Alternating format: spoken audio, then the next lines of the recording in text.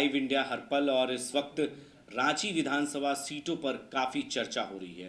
रांची हो या कांके विधानसभा, यानी झारखंड का चुनाव काफ़ी दिलचस्प हो चुका है। और झारखंड में जो 81 विधानसभा सीटों पर चुनाव हो रहे हैं, उसमें चर्चा 2 सीटों पर सबसे ज़्यादा हो रही है, वो है कांके और रांची। यानी दोनों विधानसभा सीटों पर काफ़ी हॉट शीट बना हुआ है और काफ़ी त्रिकोणीय लड़ाई हो चुका है। हमारे साथ आज जो खास मेहमान हैं उनसे हम आपको रूबरू कराएंगे।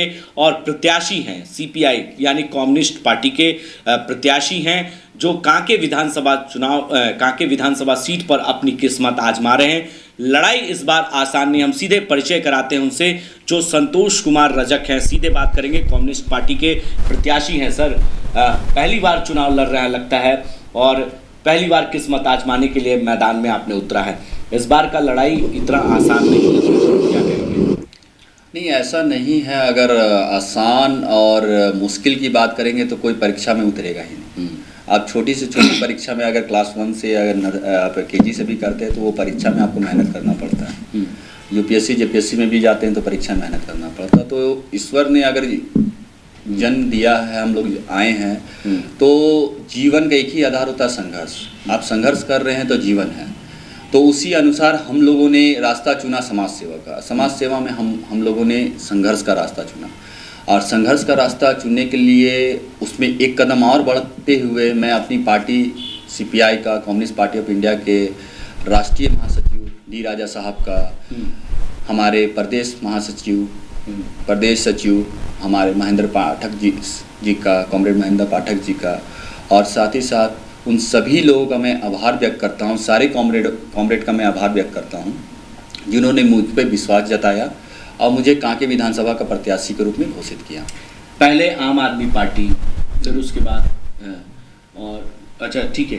तो चलिए हम बात करते हैं, दूसरे सवालों को लेते हैं। लड़ाई जो है वो आपको बीजेपी से है, फिर कांग्रेस से सुरेश बैठा जी हैं, और बीजेपी से जीतू शरण राम हैं, और कह सकते हैं कि फुलेश्वर बैठा जी हैं। यानी कहीं ना कहीं ये चुनावी मैदान में हैं और इनकी एक पहचान जो है पहले से है। लेकिन अपने आप को कहाँ ढूंढते हैं? लोगों के बीच जब जा रहे हैं तो किस तरह का रिस्पांस मिल रहा है लोगों के लिए? देखिए, ऐसा है, कांके विधानसभा को अगर आप स्टडी कीजिएगा तो जब से कांके विधानसभा का निर्माण हुआ है तो वहाँ मूलतः जितने भी लोग वहाँ पर अभी तक विधायक बने हैं वो सभी एक पार्टिकुलर विशेष पार्टी के ही हैं। और जैसे ही आप कांके विधानसभा में जाते हैं और इंटीरियर एरिया की ओर जाते हैं तो आज भी 78 वर्ष हो गए आज़ादी के, तो मूलभूत सुविधाओं का जो अभाव है। लेकिन उसके साथ साथ आप एक चीज़ और देख सकते हैं कि मूलभूत सुविधाएं तो सारे लोग, जैसे आपका पानी हो गया, रोजगार हो गया, सड़क हो गया, बिजली हो गया, तो वो समय के साथ साथ थोड़ा आपका इंक्रीज कर रहा है, क्योंकि सभी सरकारें चाहती है, चाहे केंद्र सरकार हो या राज्य सरकार हो, उसमें इम्प्रूवमेंट हो उसमें। लेकिन अभी भी वहाँ के चूंकि विधायक जो भी बने वो उस तरह से जुझारू एक होना चाहिए जनता के लिए, अपने विधानसभा के लोगों के लिए लड़ना। आप इतिहास उठा के देख लिया, ऐसा कोई भी विधायक नहीं है जो अपने विधानसभा के लिए, मैं कांके की बात कर रहा हूँ, मैं अदर किसी विधानसभा की बात नहीं कर रहा हूँ, क्योंकि बहुत सारे ऐसे विधायक हैं अन्य विधानसभा में जो वो अपने जनता के लिए लड़ते हैं, धरने पे बैठते हैं, ज़रूरत पड़ता है तो विधानसभा में धरने पे बैठते हैं, ज़रूरत पड़ता है तो वो बातों को रखते हैं। लेकिन एक्सेप्शन कांके विधानसभा में ऐसा है कि जितने भी विधायक अभी तक आए हैं वो मुश्किल से 5 साल में आपका 15 से 16 सत्र होता है। उस सत्र में मुश्किल से 20 से 25 बार भी अगर क्वेश्चन 30 बार भी कर दिए तो बहुत है, ध्यानाकर्षण में उठा लिए तो बहुत है। लेकिन आप यही दूसरे विधानसभा की बात देखिएगा तो आपको कई विधायक अपने विधानसभा के लिए लड़ते नजर आते हैं विधानसभा में। वहां अगर नहीं सुनवाई होती है तो वो सड़क में लड़ते हैं, वहां सुनवाई नहीं होती है तो फिर वो धरना देते हैं, प्रदर्शन करते हैं। तो लेकिन ऐसा क्या हो गया है कांके विधानसभा में कि वहां जो भी विधायक गए हैं अभी तक वो जनता के लिए लड़ाई लड़ ही नहीं रहे हैं, वो एक स्ट्रांग विधायक बन ही नहीं पा रहे हैं। क्या अपने लिए लड़ाई लड़ रहे हैं? वो कहीं ना कहीं अपने विकास की लड़ाई लड़ रहे हैं। वो अगर जनता के विकास की लड़ाई लड़ते, देखिए आप विधायक कैसे बने, आपको लोग कैसे चुना, आप में कुछ देखा गया, आप विशेष वर्ग की पार्टी से हैं, लेकिन आप केवल कैडर के बल पे ही विधायक बनिएगा ऐसे नहीं। जनता ने भी तो आपको दिया, जनता ने आपको समय दिया, जनता ने आपको प्यार दिया, जनता ने आपको वोट किया तो आप उन सभी का विधायक है। जो लेकिन आपका मुद्दा क्या होगा, क्योंकि आप जिस तरीके से बात कर रहे हैं दूसरी पार्टियों की या दूसरे पार्टी के जो जीते हुए प्रत्याशी हैं उनकी बात कर रहे हैं, उनकी कमियां गिना रहे हैं, लेकिन आप क्या करेंगे? अगर आप एक युवा हैं, युवा सोच रखते हैं, तो आज के डेट में युवा सबसे ज्यादा पलायन कर रहे हैं। झारखंड की बात करें तो रोजगार का मुद्दा बहुत बड़ा है, क्योंकि यहाँ पर अभी छात्र की अभी हत्या भी हुई थी। उड़ीसा के एक छात्र की उड़ीसा में पढ़ने गए थे जो झारखंड के ही रहने वाले हैं, उनकी हत्या हुई।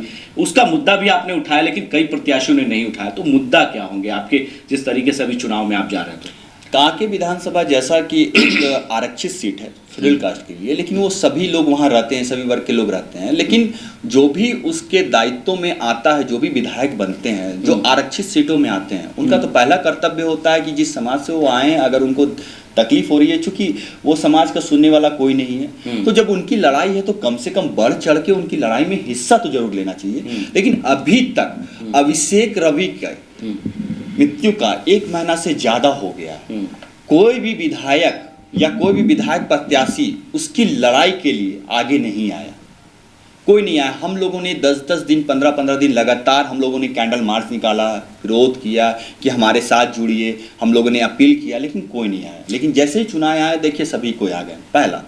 दूसरा, हमारा मुद्दा क्या है? जैसे आपने कहा है पलायन, पलायन यहाँ का सबसे बड़ा मुद्दा है, क्योंकि यहाँ रोजगार एक ऐसा मुद्दा है जो आज ज्वलनशील मुद्दा बन चुका है। अब कांके विधानसभा के कांके के लोग या बुढ़मू के लोग या खलारी के लोग वो रांची आते हैं रोजगार पाने के लिए, और रोज आप देखिएगा वहाँ खड़े रहते हैं। मोराबादी के पास देखिएगा, आप कांके चौक में देखिएगा, वो खड़े रहते हैं और वो अपने काम ढूंढते हैं, नहीं मिलता फिर वापस चला जाते हैं। बहुत सारे ऐसे लोग हैं कि झारखंड से बाहर चले गए हैं। तो इसके लिए कहीं ना कहीं वहाँ के विधायक को ये उठाना चाहिए था मुद्दा कि हमारे यहाँ पलायन हो रहा है, कुछ कीजिए। क्या करना है? तो करने के लिए आपको स्किल डेवलपमेंट करना चाहिए था। लोगों को ITI के माध्यम से, जो पढ़े लिखे लोग हैं वो ITI के माध्यम से, डिप्लोमा के माध्यम से उसको रोजगार उत्पन्न करना होगा। अब वो कैसे आएगा? मान लीजिए मैं कांके विधानसभा में जा रहा हूँ और मैं बहुत ही एक BPL परिवार से ही आता हूँ, ठीक है, मेरे पास पैसा नहीं है ऑटो के लिए, बस के लिए आने जाने का रोज, तो क्या वो ड्रॉप आउट होगा? फीस देने का प्राइवेट स्कूल कॉलेजेस में ड्रॉप आउट होगा, तो उसकी व्यवस्था नहीं है। फिर वो कहीं ना कहीं वो रोजगार खोजेगा, उसे रोजगार तो उसके स्किल के अकॉर्डिंग मिलेगा। तो जब उसका स्किल डेवलपमेंट नहीं हुआ तो उसको उस आधार पे उसको रोजगार खोजना पड़ेगा। तो ऐसा होना चाहिए था कि खलारी और बुढ़मू और कांके जैसे क्षेत्रों में ITI colleges, diploma colleges, nursing colleges, ये सब कॉलेजेस को, फार्मासिस्ट कॉलेजेस को खोलना चाहिए था। लैब टेक्नीशियन कॉलेजेस, ये सबको खोलना चाहिए था कि यदि अगर उसे नहीं मिले कहीं पर जॉब, सरकारी गवर्नमेंट जॉब, तो आज झारखंड जो है बहुत तेज़ी से विकास कर रहा है। यहाँ अपॉर्चुनिटीज़ बहुत है। अगर आप में टैलेंट रहेगा तो आपको कहीं ना कहीं रोजगार उपलब्ध हो जाएगा, ठीक है। लेकिन आपके पास पढ़ने के लिए भी पैसा चाहिए, क्योंकि शिक्षा प्रणाली बहुत ज़्यादा महंगा हो चुका है। तो उसके लिए गवर्नमेंट कॉलेजेस का होना बहुत ज़रूरी है। अब कोई कांके विधानसभा के अंतर्गत रहने वाला व्यक्ति तो जाके धनबाद में या जाके आपका साहिबगंज या दुमका में तो नहीं करेगा, उसको तो आसपास के क्षेत्र में ही करना है। सीट भी लिमिटेड। लेकिन चुनाव के वक्त ही ये सब बातें क्यों सामने आती है? चुनाव पहले क्यों नहीं? देखिए, ऐसा होता है कि हमारी लड़ाई जो है, मैं जिस पार्टी से बिलोंग कर रहा हूँ और मैं जिस पार्टी का प्रत्याशी हूँ, वो मजदूरों की लड़ाई, किसानों की लड़ाई, उनकी लड़ाई प्राथमिकता से आज 100 वर्ष से लड़ते आ रही है। उन सभी वंचितों की लड़ाई लड़ते आ रही है। तो हम इस मुद्दे को लगातार कर रहे हैं, हमारे कैडर लगातार इस मुद्दे को कर रहे हैं। और सारे वैसे मुद्दे, जो मुद्दे जनहित का मुद्दा है, लोक कल्याणकारी मुद्दा है, उसमें हम लोग लड़ाई लड़ रहे हैं।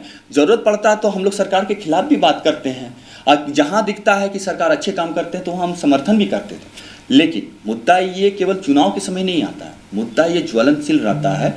चुनाव के सामने ये एग्रेसिव हो जाता है। ये मुद्दा तो चलता है, लेकिन वो ठंडे बस्ते में लोग रख देते हैं। अब विधायक ऑथराइज होते हैं किसी भी चीज़ के लिए अनुशंसा करने के लिए, उसके अलावा उस क्षेत्र में कोई और अनुशंसा नहीं कर सकता है किसी भी कार्य के लिए। आप कम से कम अनुशंसा तो कर सकते थे कि हमारे यहाँ ITI कॉलेज खोला जाए, हमारे यहाँ डिप्लोमा कॉलेज खोला जाए, हमारे यहाँ BSc नर्सिंग कॉलेज खोला जाए, हमारे यहाँ स्वास्थ्य सुविधा के लिए, चिकित्सा के लिए एक अच्छी चिकित्सा उपलब्ध कराने के लिए। चूँकि खलारी क्षेत्र जो बुढ़मू क्षेत्र है, थोड़ा सा आप मलेरिया से बहुत ज़्यादा लोग परेशान रहते हैं, तो कभी कभी क्या होता है कि मलेरिया पारा जो है अगर सिर पे चढ़ जाता है, या बहुत सारा ऐसी बीमारी होती हैं जो दूरी होने की वजह से वो नहीं पहुंच पाते रिम्स तक। अभी भी शुद्ध पानी लोगों को नहीं मिलता। मैं शुद्ध पानी की बात करता हूँ। कांके डैम जो है वो कांके विधानसभा में आता है। आप कभी भी अगर आपकी चैनल्स के माध्यम से आप जाइएगा, गर्मी के दिनों में बहुत बदबू मारता है, ठीक है, तो उसको साफ सफाई करना। अब उस पानी को, आपके घर में आरओ है मान लीजिए, तो उस पानी को अगर पीजिएगा, आपका आरओ 10 दिन में जवाब दे देगा, ये तय है, 10 दिन में जवाब दे देगा। उसको फिर से आपको उसके जितने भी मशीन के अंदर उसको बदलना पड़ेगा आपको। लेकिन जो एक आम घर का व्यक्ति है वो उस आरओ को नहीं लगा सकता है, उसको मेंटेन नहीं कर सकता है, तो वो उसी पानी को पीता है। लीवर इंसान का इंजन होता है साइंटिफिकली। बिल्कुल। लीवर धीरे धीरे उससे खराब होता है, जिसकी वजह से उस लीवर का जैसे जैसे कमज़ोर होता है, तो इंसान, एक बार डॉक्टर के अनुसार कहा जाता है कि लीवर अगर कमज़ोर हो गया तो आपके बॉडी का हर पार्ट फिर कमज़ोर होता है। तो जब आपका लीवर ही कमज़ोर हो चला जाएगा धीरे धीरे, तो आप किसी की औसत आयु से खेल रहे हैं। उसके अगर उसका औसत आयु 60 से 80 वर्ष के बीच में था, तो उसका औसत आयु को आप 40 से 60 कर दिए, तो आप जिम्मेवार कौन? ठीक है, आप साफ नहीं करा सकते थे, आप उसकी लड़ाई तो लड़ सकते हैं, आपने लड़ाई नहीं लड़ा। आप लड़ाई नहीं लड़ सकते हैं, आप ध्यानाकर्षण के द्वारा आप सदन में तो बोल सकते हैं, आप वो भी नहीं करते हैं। तो आप केवल अपने विकास के लिए कर रहे हैं क्या? उसी तरह खलारी क्षेत्र में चले जाइए। खलारी क्षेत्र जो है वो मैक्लूसीगंज क्षेत्र है, आपका एक शिमला कहा जाता है झारखंड का। वो बहुत खूबसूरत है, जब आप जाइएगा देखिएगा, बहुत खूबसूरत है। लेकिन जैसे ही खलारी क्षेत्र में आप आइएगा, डकरा पे आइएगा, राय पे आइएगा, तो ऐसा ही होता है कि वहाँ पर बहुत ज़्यादा धूलकन है, क्योंकि वो आपका माइनिंग क्षेत्र है। तो धूलकन होने की वजह से अस्थमैटिक पेशेंट वहाँ बढ़ रहे हैं। अब उसकी प्रक्रिया, उसका एक मशीन आता है, मशीन के अलावा उसका टावर आता है, तो उसकी वजह से वो धूलकन साफ होता है। लेकिन उस तरह का गाइडलाइन के अकॉर्डिंग अगर काम करे, तो काम करने के पश्चात लोगों का जो जीवन है वो तो जीवन सुधरेगा। वो तो आप जो एवरेज लाइफ है उसको तो आप कम कर रहे हैं। तो वो सब जलवायु परिवर्तन के तौर पे आज जो देखा जा रहा है, पूरा विश्व उसके लिए लड़ाई लड़ रही है। उस लड़ाई में आपको साथ देना था अपने लोगों के लिए। सब कोई छोटे छोटे मुद्दे को देख रहा है, लेकिन जो गंभीर मुद्दा है वो जीवन का अधिकार है। उस जीवन के अधिकार को आप कम कर रहे हैं। आप हर एक व्यक्ति को जीवन के कम कर रहे हैं। आप और हम या पूरे ब्रह्मांड में जितने भी व्यक्ति हैं, सबका शेयर इस पूरे ब्रह्मांड में इक्वल है। कोई ये नहीं कह सकता है ईश्वर ने मुझे इससे ज़्यादा देके भेजा है। साथ ही मतदान का अधिकार, 1000 करोड़ व्यक्ति का भी अगर इंडिया में कोई है, भारत में है, तो उससे भी एक ही मतदान का अधिकार दिया गया है। और जो 100 रुपया का भी अगर व्यक्ति है, जिसके पास संपत्ति 100 रुपया का, उससे भी मतदान का अधिकार दिया गया है। तो जब अधिकार एक, समानता एक, तो इस तरह से विसमान, जो असमानता, आर्थिक असमानता क्यों आ रहा है, सामाजिक असमानता क्यों आ रहा है, शैक्षणिक असमानता क्यों आ रहा है, मैं इसको अब थोड़ा सा ब्रीफ करना चाहूँगा। आप जीडीपी को देखिएगा या जीएनपी को देखिएगा, तो उसमें कुछ वर्ग के पास अगर जो सारा पैसा है, सारा फैक्ट्रीज है, प्रत्यक्ष और अप्रत्यक्ष जो वस्तुएं हैं उनके पास है। अब मान लीजिए सपोज डैट वो किसी कारणवश भारत से चले जाते हैं, सब कुछ उठा के, जो हो चुका है पहले भी, आपको मालूम है, मैं किसी का नाम नहीं लेना चाहूँगा, जो इंडिया को छोड़ के चले गए। अगर वो चले जाते हैं तो उनके साथ सारा संपत्ति जाएगा। तो जब जाएगा, लेकिन एवरेज जो मिडिल क्लास फैमिली के लोग हैं वो तो यही है, लोअर मिडिल क्लास की फैमिली वो भी यही है, अधिकतर संख्या यही है। लेकिन वो कुछ वर्ग अगर यहाँ से चले जाते हैं तो आपका जो जीडीपी है वो तुरंत डाउन होगा, आपका जीएनपी तुरंत डाउन होगा। चूंकि जीडीपी आपको ग्लोबल बेसिस पे किया जाता है, जीएनपी जो है नेशनल बेसिस पे किया जाता है, ठीक है। तो जब आपका डाउन होगा चीज़ों को, तो सिंपल सी बात है कि आप मार्केट आपका फिर डाउन हो जाएगा। फिर उस समय आपका इन्फ्लेशन, फिर आपका मुद्रास्फीति के साथ साथ फिर बेरोजगारी, और देश में बहुत सारी चीज़ें जो है मुश्किलें बढ़ जाएगी। तो उसको काउंटर करने के लिए आपको क्या करना चाहिए? उसको काउंटर करने के लिए आज आप, भारत देश युवाओं का देश है। 65% भारत की संख्या का 65% युवाओं की संख्या है, 35 तक जो एज होता है।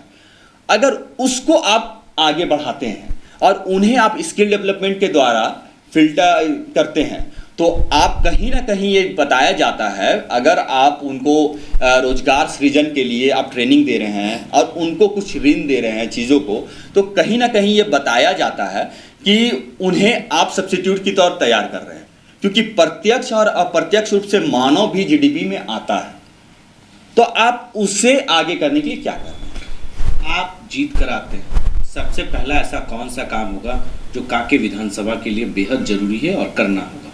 दो चीज़ जो सबसे पहले है, किसी भी एक छोटा सा सवाल होता है हमेशा यूपीएससी जेपीएससी या किसी इंटरव्यू में कि अगर आपको विकास करना हो तो आप ऐसा पहला चीज़ क्या करिएगा? वो पहला चीज़ होता है सड़क।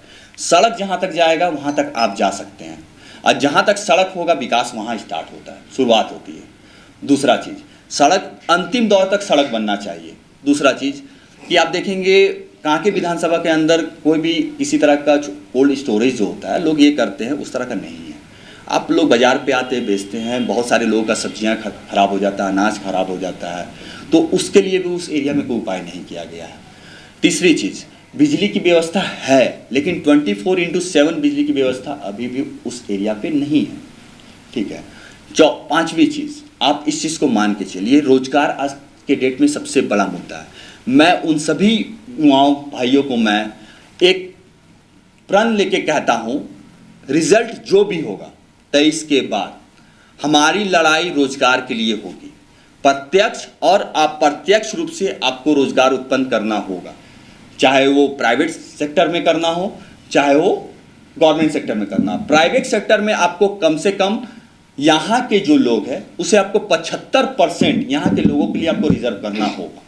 उसकी लड़ाई हमें लड़ना है, यहाँ के लोगों के लिए आपको रिजर्व करना होगा। और जो भी यहाँ पर कंपनीज आती है या नहीं आती है, आपको रोजगार करने के लिए उन्हें स्किल डेवलपमेंट के लिए उन्हें कोर्स फ्री ऑफ कॉस्ट में करवाना होगा। क्योंकि बहुत सारे आप चलिए झारखंड के आसपास, रांची के आसपास क्षेत्र में बहुत सारे बच्चे अभी भी तन में कपड़ा नहीं है। अब ठंड के मौसम आ रहा है, आप घूम जाइए, बहुत सारे बच्चों के तन में कपड़ा नहीं होता है। बहुत सारे बच्चे डिपेंडेंट होते हैं आंगनबाड़ी में खाने को लेकर, क्योंकि उनके घर में खाना नहीं बनता है बहुत सारे परिवार में। तो असमानता कितना बढ़ चुका है, किसी के पास इतना पैसा है कि रख नहीं पा रहा है, निकल रहा है उसके घर से, ईडी और सीबीआई, और किसी के पास खाने के लिए पैसा नहीं है। मैं वो नहीं कर रहा, आप जो जीते जो हारे, असमानता को कम कीजिए, उसके लिए कुछ नीति बनाइए। रोजगार और नियोजन के लिए नीति बनाइए, वो अभी तक नहीं बन पाया है। नियोजन के लिए नीति बनाइएगा, उसको स्पष्ट कीजिए, क्लियर कीजिए, तो वो अभी तक नहीं हो पा रहा है। मूलभूत जो मुद्दे हैं उस मुद्दे को भटका के एक अन्य मुद्दे में लोग चले जाते हैं, कभी धर्म, कभी जाति, कभी अन्य, वो सब में अब जनता विश्वास नहीं करती है। जनता पढ़ी लिखी हो चुकी है, वो समझदार हो चुकी है, उससे केवल और केवल विकास चाहिए। विकास केवल व्यक्ति का नाम नहीं, किसी लड़के का नाम नहीं, विकास धरातल पे होना चाहिए, विकास जमीन पे होना चाहिए। और उस विकास की लड़ाई के लिए सभी लोग आप जाइए, तुरंत आपको प्यार मिलेगा। अगर आपने काम किया होता तो आप देखिएगा एक चीज और है, डाटा निकालिएगा, कांके विधानसभा में कोई एक विधायक 2 टर्म से ज्यादा रिपीट नहीं किया है। मैक्सिमम 2 टर्म, 1 या 2 आते हैं, फिर उन्हें रिप्लेस कर दिया जाता है, आते हैं फिर उन्हें रिप्लेस कर दिया जाता है। लेकिन इस बार लोग निर्दलीय पे ज्यादा भरोसा कर रहे हैं। खास तौर पर बात करें तो कमलेश राम को पर भी लोग भरोसा कर रहे हैं, और इसको लेकर बीजेपी को अब डर सताने लगा है। बीजेपी के तमाम जो बड़े नेता हैं वो उनके आवास पर पहुंचे हैं, उन्हें मनाने की कवायद हो रही है कि आप अपना नामांकन वापस ले लें। क्या लगता है कि पार्टी पर लोग ज़्यादा ना भरोसा करके अब निर्दलीय पर, जो जीत कर आते हैं, जो बड़े बड़े वादे करते हैं लेकिन वादा पूरा नहीं कर पाते हैं, आप कैसे देखते हैं इस चीज़ को संतोष जी? मैं किसी भी व्यक्ति विशेष या व्यक्ति पे टीका टिप्पणी या किसी पार्टी पे नहीं करना चाहूँगा, वो उनका इंटरनल मामला है।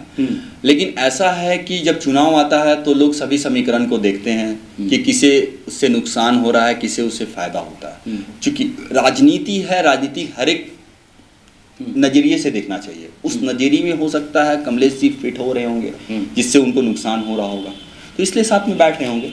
लेकिन जो भी है वो उनका इंटरनल मैटर है, और निर्दलीय की बात नहीं है। जनता का जो माइंड है वो निर्दलीय हो या वो किसी पार्टी विशेष का हो, जनता जिसे प्यार देगी वही वहाँ पर जाएगा और उसका प्रतिनिधित्व करेगा। लेकिन जो उन्हें प्यार नहीं देते हैं, जिनका उन्हें वोट नहीं मिलता लेकिन वो विधायक बनते हैं, उनका कर्तव्य होता है कि उन सभी लोगों को अपने समेटते हुए सभी का कार्य करना। लेकिन यहाँ भी कभी कभी ऐसा होता है कि जो मुझे वोट किए मैं उसी का समर्थन करूंगा, जो वोट नहीं किए उनका नहीं। ऐसा नहीं होता। अंतिम सवाल संतोष जी, जनता कितना आप पे भरोसा करे और जितने वादे आप कर रहे हैं उसे कितने दिनों के अंदर आप पूरा करेंगे अगर जीत कर आते हैं तो? देखिए, जनता हम मुझ पे इसलिए भरोसा कर सकती है क्योंकि मैं भी एक जनता का हिस्सा हूँ, मैं भी एक आम परिवार का हिस्सा हूँ। मैं ना पूंजीवादी परिवार से हूँ, ना मैं राजनीतिक मेरा कोई बैकग्राउंड है। मैं इस व्यवस्था में इसलिए आया क्योंकि मेरी इच्छा नहीं थी कि मुझे राजनीति करना है। मैंने उस चीज़ों को झेला है, मैं मजबूरी में इस जगह पे आया हूँ कि किसी ना किसी को आगे बढ़ के इस कमान को संभालना होगा। नहीं तो मेरी जो उम्र में मैं भी एक अच्छे जॉब में रहता, मैं काम करता, मैं पैसे कमाता, अपने परिवार को देखता, लेकिन मैंने संघर्ष का रास्ता चुना। मैंने आसान रास्ता नहीं चुना। अगर आसान रास्ता चुनता तो आपको मालूम होता कि संघर्षशील पार्टी के साथ मैं जुड़ा हूँ। अब मैं ये दावे के साथ नहीं कह सकता, मैं प्रण के साथ कहता हूँ, रिजल्ट जो भी हो, क्योंकि परिणाम को आप भविष्य को नहीं देख सकते हैं, वर्तमान को देख सकते हैं। तो भविष्य में परिणाम जो भी हो, 23 में परिणाम जो भी हो, उसके बाद हम लोग जनता के हर एक मुद्दे के लिए सड़क से लेके सदन के बाहर तक, यदि मौका मिला तो सदन के अंदर, और यदि मौका नहीं मिलता तो सदन के बाहर तक हम लोग जनता की लड़ाई को लड़ते रहेंगे। और जब तक जनता की बातों को, जब मेरे कांके विधानसभा के लोगों की बातों को नहीं सुना जाता है, उनके मुद्दे को, छोटे छोटे मुद्दे, जनता बहुत बड़े डिमांड को नहीं करती है, वो छोटे छोटे मुद्दे को, सड़क, नाली, बिजली, पानी, भोजन, ये मुद्दे हैं। आपसे ताजमहल नहीं मांगते हैं वो, आपसे हजारों करोड़ की जमीन नहीं मांगते हैं वो। इन छोटे छोटे मुद्दों पे वो करते हैं, वो बहुत आसानी से किया जा सकता है। आप प्रत्याशी हो ना हो, बहुत आसानी से किया जा सकता है। आप अपनी लेटर पैड के माध्यम से लिखिए, उसके लिए लड़ाई लड़िए। नहीं करते हैं तो उसके लिए ग्राउंड स्तर पे आप कीजिए। तो मैं यही बोलना चाहता हूँ, आप सभी से अपील करना चाहता हूँ कि आपके न्यूज़ चैनल के माध्यम से, कि इस बार युवा चेहरे पे विश्वास कीजिए। और मैं एक छोटे भाई के नाते, एक बेटे के नाते, एक आपके घर के पोते के नाते मैं आपके बीच आ रहा हूँ और आपसे भरपूर समर्थन मांग रहा हूँ और आपका प्यार मुझे मिलेगा। और मैं इन्हीं शब्दों के साथ आपसे आशीर्वाद मांगता हूँ। इस बार युवाओं को आप आगे बढ़ाएं और साथ ही साथ युवाओं को मौका दें। तो देखिए, हमारे साथ कांके विधानसभा के प्रत्याशी संतोष कुमार रजक थे। उन्होंने तमाम सवालों का जवाब बेबाक तरीके से दिया और कहा भी कि अगर हम जीते या ना जीते, सड़क से लेकर सदन तक, या सदन के अंदर या सदन के बाहर अपनी आवाज़ों को बुलंद करेंगे और जो भी जनता कांके विधानसभा की क्षेत्र की है उसकी हर वो आवाज़ हम बनने का काम करेंगे। ऐसे ही तमाम अपडेट हम आप तक पहुंचाते रहेंगे। अलग अलग विधानसभा क्षेत्रों से अलग अलग प्रत्याशियों से आपको मिलाएंगे और रूबरू कराएंगे। अभी तक के लिए बस इतना ही। आगे दीजिए हमें इजाजत।